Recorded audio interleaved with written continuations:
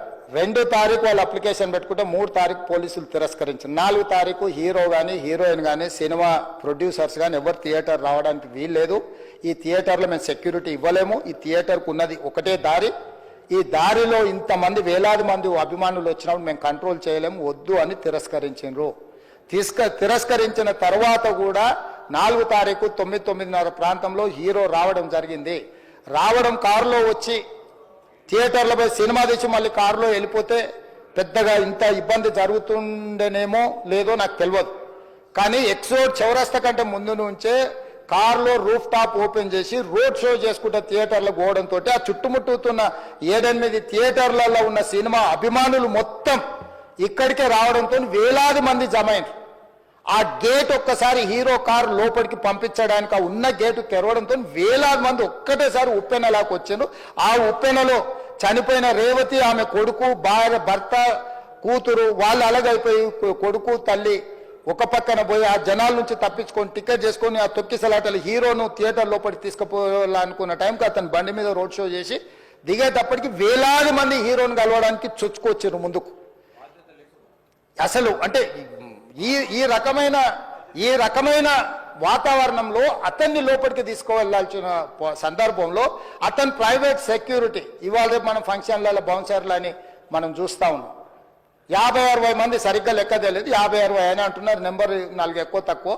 ఆ బౌన్సర్లు అందరు మీదికి వచ్చే అందరు అభిమానులను విపరీతంగా అడ్డంగా ఎట్ల పడితే అట్లా తోయడంతో అటు నుంచి అభిమానులు హీరోని చూడాలి, కలవాలని ఒకవైపు నుంచి వాళ్ళని హీరో దగ్గరికే రానియొద్దని ఆయన ప్రైవేట్ సెక్యూరిటీ వెనక్కి నెట్టడం వల్ల ఈ తొక్కిసలాటలో హీరో థియేటర్కి వెళ్ళి లోపలికి వెళ్ళి చూసినాక పోలీసులు ఈ మొత్తం క్రౌడ్ని ఈ మొత్తం అక్కడ ఉన్న జమైన జనాలను అందరిని కూడా తీస్తే ఒక తల్లి కొడుకు అక్కడ శవాలుగా పడి ఉన్నారు.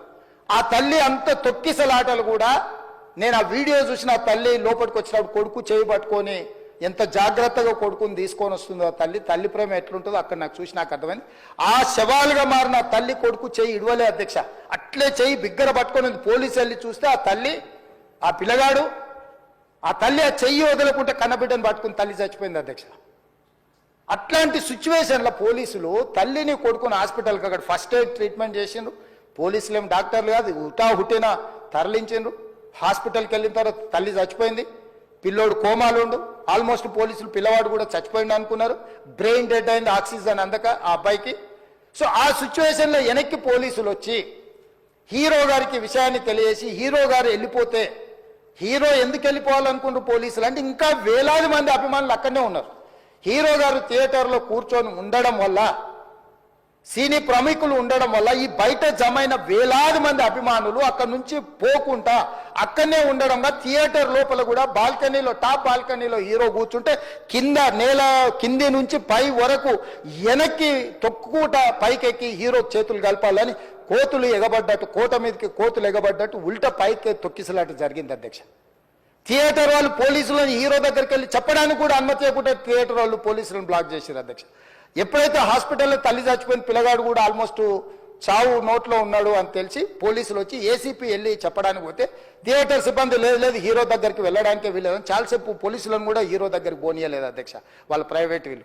చివరికి ఏసీపీ కోపం వచ్చేసి మిమ్మల్ని అందరిని తీసి లోపల వేయాల్సి వస్తుందని చెప్పిపోయి హీరోకు ఏసీపీ క్లియర్గా ఇద్దరు చనిపోయినరు, మీరు ఇక్కడ కూర్చుంటే థియేటర్లోనగా థియేటర్ బయట ఉన్న వేలాది మంది ఈ సినీ అభిమానులను మేము కంట్రోల్ చేయలేకపోతున్నాం, ల్యాండ్ ఆర్డరు శాంతి భద్రతలు చేయి దాటిపోయినాయి, మేము లాఠీ చార్జ్ చేయాల్సిన పరిస్థితి ఉంది, మీరు దయచేసి వెళ్ళిపోండి, వచ్చిండ్రు చూసిన కదా వెళ్ళిపోండి అంటే లేదు నేను సినిమా అయిపోయే వరకు ఇట్లే కూర్చుంటానని పోలీసులతో చెప్పిండని సిటీ కమిషనర్ నాకు చెప్పడం జరిగింది అధ్యక్ష. అదేవిధంగా ఇంకా కంట్రోల్ కాకపోవడంతో అప్పుడు డీసీపీ పై అధికారి రంగంలో దిగి వాళ్ళ అందరినీ లోపల వాళ్ళ ఎంబడున్న అడ్డుకుంటున్న వాళ్ళను పోలీసులతో జరిపించి చక్కగా డీసీపీ పోయి హీరో గారికి బయట చనిపోయినరు, పరిస్థితి చాలా గందరగోళంగా ఉన్నది, మీరు ఇక్కడ నుంచి కదలాల్సిందే లేకపోతే మిమ్మల్ని పోలీస్ స్టేషన్కు తీసుకెళ్లాల్సిన పరిస్థితి వస్తుంది, మీరు ఇక్కడ నుంచి కదలాల్సిందే అని బలవంతంగా అతన్ని సినిమా మధ్యలో 12 గంటల సమయంలో రాత్రి 12 గంటల సమయం అట్టిగా ఆ సమయంలో అతను తీసుకొచ్చి బండెక్కిస్తే మళ్ళీ అతను రూఫ్ టాప్ ఓపెన్ చేసి మళ్ళీ చేతులు ఊపుకుంటూ రోడ్ షో చేసుకుంటూ అంటే తల్లి చనిపోయి పిల్లగాడు చావు బతుకుల మధ్యలో ఉన్నాడు మీరు వెళ్ళండి అని వెనక్కి పంపిస్తే కూడా మళ్ళీ కారులో రూఫ్ టాప్ ఓపెన్ చేసి చేతులు ఊపుకుంటా అభిమానులను సంతోషపెట్టుకుంటా రోడ్ షో చేసుకుంటా అతను వెళ్ళిపోయింది అధ్యక్ష. పోలీసులు కేసు చేసిరు. కేసు మీద థియేటర్కి సంబంధించిన కొంతమందిని అరెస్టు చేసిరు. అరెస్టు చేసి 10-11 రోజుల తర్వాత పోలీసు హీరో గారింటికి వెళ్ళిండ్రు. మీరు కూడా కేసులో A11 మీ మీద కేసు ఉందని చెప్పడానికి పోలీసులతో దురుసుగా ప్రవర్తించిండు. మీరు ఆ వీడియోలన్నీ కూడా చూసిండ్రు. ఆ పరిస్థితిలో చట్టాన్ని అమలు చేసే పోలీసులు ఆల్రెడీ ప్రాణాలు పోయినాయి. ఒక నిరుపేద తల్లి చనిపోయింది, కొడుకు చావు బతుకుల మధ్యలో ఉన్నాడు. ఆ రోజు కోర్టుల కేసులు కూడా వస్తున్నాయి. కోర్టుకు కూడా మీరు విచారణలు ఏం చేసిండ్రని కోర్టుకు కూడా పోలీసులు జవాబు చెప్పాల్సిన పరిస్థితి ఉండే అధ్యక్ష. దాంతో మాట్లాడితే వాళ్ళు చాలా బాధ్యతారహితంగా సమాధానాలు ఇచ్చారని మా పోలీస్ సిబ్బంది చెప్తున్నారు. దాంతోనే అతన్ని పోలీస్ స్టేషన్ తీసుకెళ్లారు అధ్యక్ష. ఇక్కడి వరకు ఒక హీరో, ఒక థియేటర్లో జరిగిన సంఘటనలు, వీటన్నిటి నేపథ్యంలో పోలీసులు వాళ్ళ విధి నిర్వహణ నిర్వహించారు అధ్యక్ష. ఎప్పుడైతే అతను పోలీస్ స్టేషన్కు తీసుకెళ్ళిరో కొన్ని రాజకీయ పార్టీలు పైశాచికంగా ఎంత నీచంగా నన్ను తిట్టుకుంటా పోస్టులు పెట్టినరంటే, అంటే తెలంగాణ समाजంలో మలక్పేట్ बलाला साहब के कॉन्स्टिट्यूंसी के वोटर है उन लोग मलकपेट के छोटे नौकरी, उसका नौकरी अकबर साहब वो 30,000 नौकरी करता है, उसके परिवार में कोई कमाई नहीं है. एक एक टिकट 3,000 रुपए में खरीदा. वो बच्चा उनका फैन है बोल के उनके परिवार 12,000 रुपए रखकर 4 टिकट खरीद के पिक्चर को गए.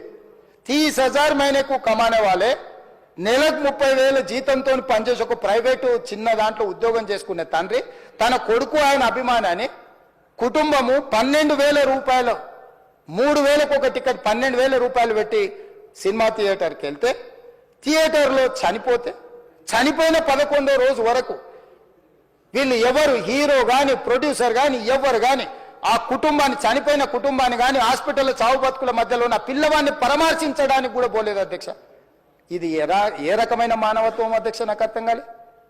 ఇలాంటి మానవత్వం లేకుండా వ్యవహరించిన వాళ్ళను పోలీసులు విధి నిర్వహణలో భాగంగా పోలీస్ స్టేషన్కు తీసుకెళ్తే ఒక ఆయన ట్విట్టర్లో పెడతాడు అడ్డగోలుగా 10 ఏళ్ళు మంత్రి చేసి ఉద్యమాలు చేసినామని చెప్పుకునేటోళ్ళు, ఉద్యమాల సమయంలో సినిమా షూటింగ్లో జరగొద్దని దాడులు చేసిన వ్యక్తులు ఇవాళ అతను భగవత్ స్వరూపుడు. అసలు అతన్ని పోలీసులు ముట్టుకుంటారా? అసలు ఈ రాష్ట్రం ఏమైపోతుంది? రాష్ట్రం ఉంటుందా? ఈ రకంగా రాజకీయ పార్టీలు అధ్యక్ష, రాజకీయ పార్టీలు ప్రజాప్రతినిధులుగా చనిపోయిన ప్రాణాల విలువ లేకుండా చావుకు కారణమైన ప్రత్యక్షంగా పరోక్షంగా అయిన వాళ్ళని పోలీస్ స్టేషన్కు విచారించడానికి పిలిస్తే కూడా అది కూడా తప్పుపట్టి ప్రభుత్వాన్ని బద్నాం చేయాలి, ముఖ్యమంత్రిని తిట్టాలని ఎంత నీచమైన భాష వాడింది అధ్యక్ష. యూట్యూబ్లలో మీరు చూడండి. నాకేముంటుంది అధ్యక్ష? ఏంది ఆ సినిమాకు స్పెషల్ రిలాక్సేషన్స్ ఇచ్చి ఇవాళ సినిమా ఏదైతే వ్యాపారం చేసిందో సినీ పరిశ్రమను ప్రోత్సహించాలని మొదటి వారం అత్యధికంగా సినిమా ధరలతో టికెట్లు అమ్ముకోవడానికి, స్పెషల్ షోలు వేసుకోవడానికి, బెనిఫిట్ షోలు వేసుకోవడానికి ప్రత్యేకమైన అనుమతులు ఇచ్చింది నా ప్రభుత్వమే కదా, మా ప్రభుత్వమే అధ్యక్ష. సినీ పరిశ్రమను ప్రోత్సహించాలనే మా విధానం. ప్రోత్సహించే క్రమంలో తెలంగాణ ప్రజల ప్రాణాలను తీసుకోమనే, ప్రాణాలు తీసుకుంటే కూడా వాళ్ళని ఏమనొద్దానంటే మీరు లా చేయండి అధ్యక్ష. మరి స్టేట్కు లా అథారిటీ ఉందో లేదో నాకు తెలియదు, కానీ star, film star, super stars or political stars is having some special privilege. If they murdered anyone also we need not to prosecute or otherwise we need not to book any case against these personalities అని మనం మీరు చట్టం చేస్తా అంటే సినీ ప్రముఖులకు కానీ రాజకీయ ప్రముఖులకు కానీ స్టార్లు అని ఫీల్ అయ్యే వాళ్ళ పట్ల ప్రత్యేకమైన చట్టం ఉంటుంది. వాళ్ళ మీద కేసులు పెట్టొద్దని మీరు ఏమైనా చట్టం చేస్తే ఆ చట్టం అమలు చేస్తాం అధ్యక్ష.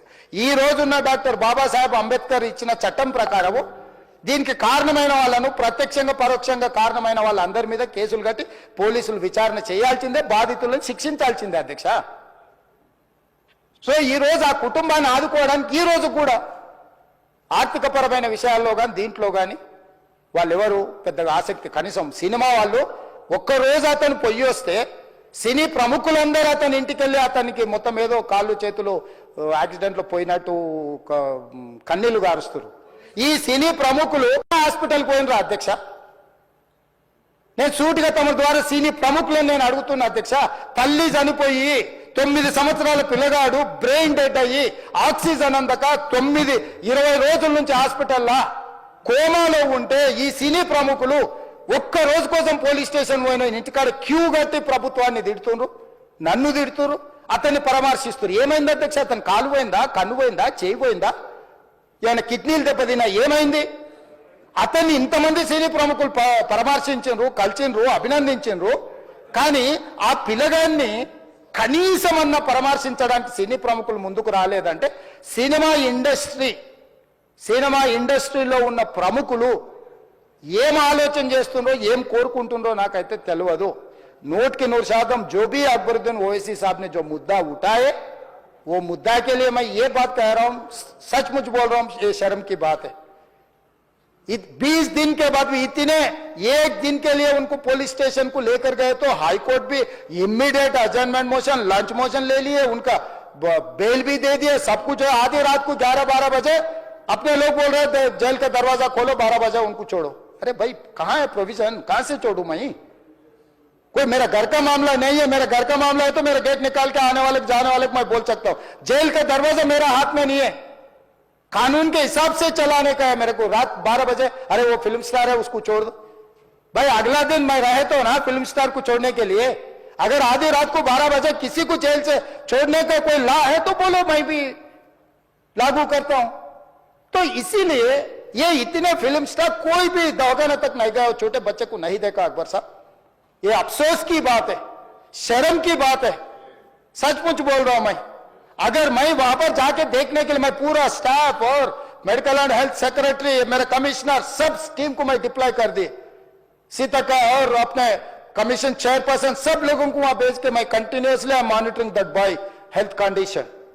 सो ये कैसे, कहां जा रहे हैं हम लोग? भाई उन लोगों को जिम्मेदारी दी नहीं है, हम समझ भी सकते है नहीं है, वो बात अलग है। मगर कुछ पॉलिटिकल पार्टीज 10-10, 20-20 साल जो रिप्रेजेंट किए, मंत्री किए, वो लोग मुझे गाली दे रहे हैं। उसके ऊपर कैसा केस लगाते हैं? वो मेरा दोस्त है।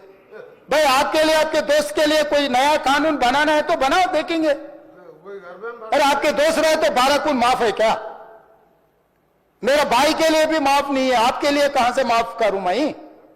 मेरा परिवार के लिए भी कोई नया कानून नहीं है। स्पीकर साहब, मैं ये कुर्सी में बैठा हूं, जो कानून है, जो डॉक्टर बाबा साहब अंबेडकर जी ने जो कानून दिया, कानून के हिसाब से हम सरकार चलाएंगे। जो अकबर साहब ने जो बात दिखा, कुछ प्राइवेट डिस्कशन है, कुछ पब्लिक विजुअल्स है।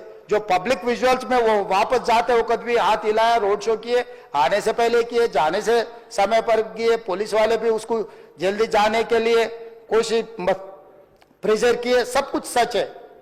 मगर उनको तो बेल मिल गए। अभी कानून तो हम मानना ही पड़ता। तो ये हकीकत है, सचमुच है, मगर ये अफसोस की बात है। मैं फिल्म इंडस्ट्री जो बड़ा लोग है, मैं उन लोगों से गुजारिश करता हूं, इनह्यूमन नहीं रहना। आप बिजनेस कर लो, आप पिक्चर निकालो, पैसे कमाओ, सरकार से इंसेंटिव्स ले लो, सब्सिडीज ले लो, स्पेशल प्रिविलेज शूटिंग के लिए जो होना है वो मांगो।